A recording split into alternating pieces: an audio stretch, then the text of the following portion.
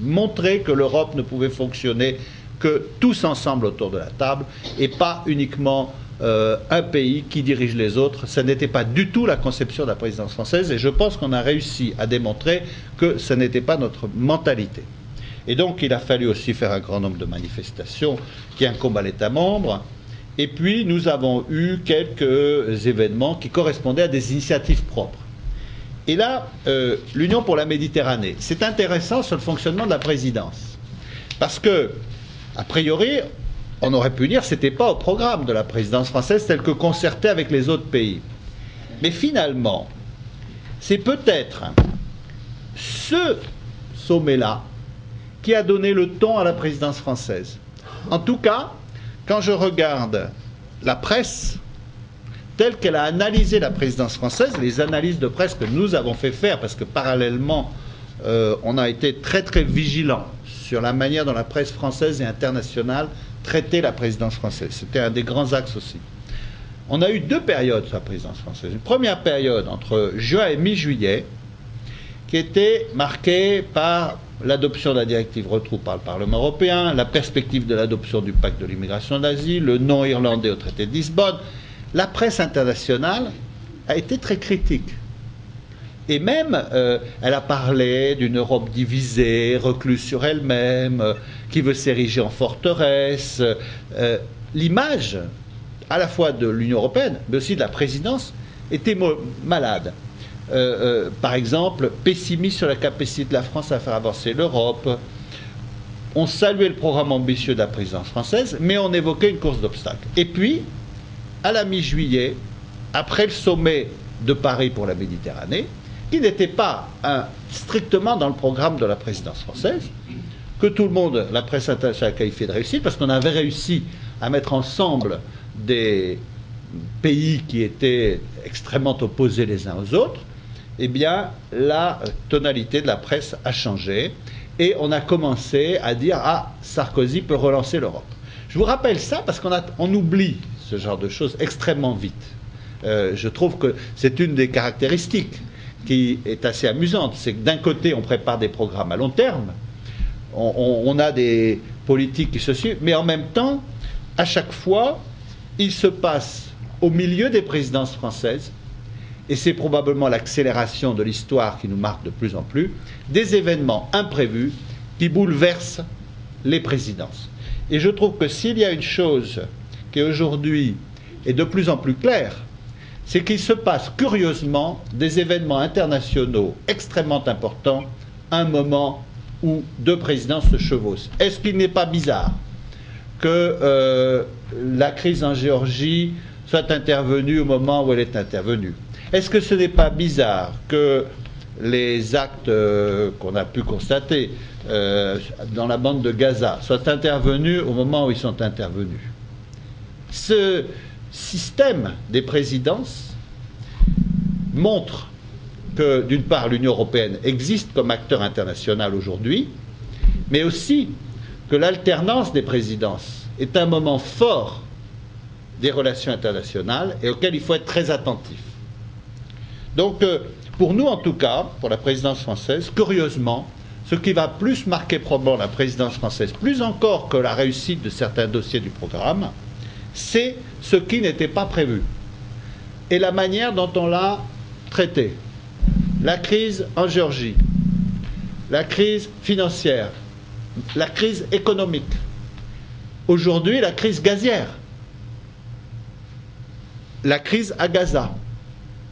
Ce n'est pas pour rien que mon ami tchèque a dit tout à l'heure que la présidence tchèque avait réussi dans l'affaire de Gaza. Elle a réussi. C'est très compliqué de réussir un dossier comme celui-là qui s'est passé à ce moment-là. Et ce n'est pas pour rien qu'il s'est passé à ce moment-là. Donc, si vous voulez, je trouve aussi que, d'un côté, on a les avantages de ce système d'alternance, favoriser la continuité, surtout dans des dossiers technocratiques, un petit peu compliqués quand même, parce que le paquet énergie-climat, franchement, si quelqu'un d'entre vous y a compris quelque chose, moi, il m'a fallu pas mal de temps et d'explications pour le comprendre dans les détails, pour pouvoir l'expliquer clairement. Donc, favoriser la continuité, favoriser le consensus en amont, favoriser la coordination des dossiers de long terme, formaliser un concept. La France avait prévu l'Europe qui protège. La République tchèque a parlé de l'Europe sans barrière. Ça aide quand même pour symboliser ce que signifie l'Europe. Ça aide en communication. Car je l'ai dit au début, l'Europe a beaucoup besoin de communication. Et elle a souvent souffert d'un manque de communication.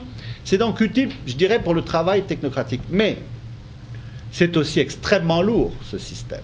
Extrêmement lourd, parce qu'on est obligé de reprendre les dossiers à chaque présidence, avec un angle un peu nouveau.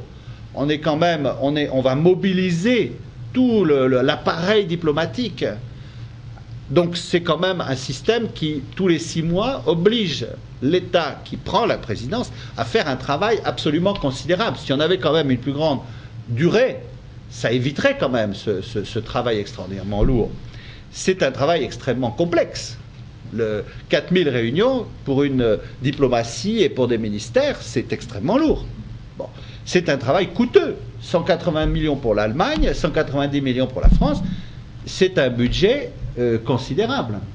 C'est un budget que les ministères des Affaires étrangères ont du mal à supporter, parce que dans tous les pays du monde entier, les ministères des Affaires étrangères sont aujourd'hui soumis à des coupes budgétaires considérables. On n'a pas les moyens aujourd'hui de dépenser autant d'argent pour faire venir des gens. En plus, avec des méthodes qui sont extrêmement lourdes. Il n'y a pas... Un exemple tout complet. Aujourd'hui en Europe, on n'a pas les mêmes normes pour l'accueil des ministres et présidents dans tous les pays. À chaque fois qu'un ministre ou un président se déplace dans un pays de la présidence, il y a tout un appareil qu'on renouvelle à chaque fois, des normes, des badges, C'est pas simple. Le président Sarkozy, par exemple, a essayé, et il a été assez mal compris, d'alléger ce dispositif, de dire, bah, écoutez, on est en Europe, je suis à 1h30 de Rome en avion, est-ce que j'ai besoin d'avoir la garde, le cortège, les ministres qui m'accueillent, etc. Non, essayons de nous comporter simplement et d'avoir quelque chose qui fasse que la présidence soit quelque chose d'un peu plus simple, un peu moins lourd, un peu moins officiel. Essayons d'avoir des rapports plus clairs, quoi. Autrefois, on avait le téléphone rouge. Bon, ça a été un grand progrès dans les communications que le téléphone rouge. Bon, est-ce qu'on ne peut pas simplifier un peu ça? Donc, ce que je trouve dans ce système, c'est que ça a quand même un système assez lourd, un peu trop rigide, qui n'est plus à la mesure de la modernité. Aujourd'hui, dans un système tel qu'il est, avec la rapidité des crises, la rapidité des réactions, il me semble que ce système de présidence, il est encore trop lourd, et qu'il faut l'alléger, qu'il faut le rendre plus fluide. Bon. Et qu'en même temps, il a aussi un manque de réactivité, un peu. Bon. Et on voit avec les crises qui s'accélèrent, malgré tout, et qui ne sont jamais résolues vraiment, et qu'il faut toujours remettre sur le métier, qu'on a besoin de quelque chose de moins cher, qu'il faut mieux communiquer, qu'il faut être plus réactif. Donc, pour revenir sur le sujet initial, ce système du rôle des présidents, c'est un bon système, parce qu'il est mieux que le précédent, mais malgré tout, j'attends avec impatience, en tant qu'Européen convaincu et depuis longtemps, l'adoption du traité de Lisbonne, la création d'un service diplomatique européen, pour lequel il faut aller beaucoup plus vite, l'adoption d'une politique européenne de sécurité et de défense, l'adoption de concepts aussi qui nous permettent d'alléger un peu le côté encore, je dirais, un peu intérimaire du système d'alternance des présidences. Voilà. J'ai donc voulu parler de manière un petit peu, comment dirais-je, personnelle, hein, pas trop diplomatique, mais vous savez que je ne suis pas un vrai diplomate. J'essaie de faire semblant, mais avec vraiment mon idée sur la question, pour essayer de faire, si vous voulez, avancer un peu le débat, puisque nous sommes dans un débat, et je serais content de voir ceux qui réagissent sur ce sujet. Voilà. Merci beaucoup.